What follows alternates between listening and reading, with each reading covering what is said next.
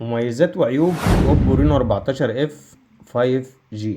اول عيب بالنسبه ليا وهي كاميرا الزاويه العريضه، كاميرا التصوير العريض زي ما احنا حكينا في الفيديو المراجعه الكامله، هتلاقي الرابط بتاعه. وهي الكاميرا دي لما بتعمل تقريب او زوم منها بتفقد تفاصيل كتير زي ما حضرتك شايف بالشكل ده كده.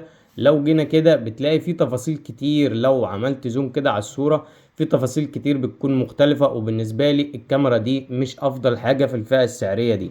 اما بقى بالنسبة لنا تاني عيب وهو ان ال 4K جودة تصوير فيديوهات ال 4K ما بتدعمش غير 30 اطار في الثانية فقط، وبالنسبة لي ده عيب من عيوب الجهاز. اما بقى بالنسبة لنا العيب التالت وهو كاميرا السيلفي ما بتصورش فيديوهات غير 1080 فقط، مع لان الميزة دي موجودة في موبايلات اقل من 10,000 جنيه. اما بقى العيب التاني اللي هو الخامات نفسها جاية من البلاستيك، وخامات من البلاستيك في سعر 19,000 جنيه، لا دي حاجة انا بالنسبة لي مش حاجة كويسة. والحاجة التالتة بقى او الحاجة الاخيرة من العيوب، ولسه هقولك على المميزات.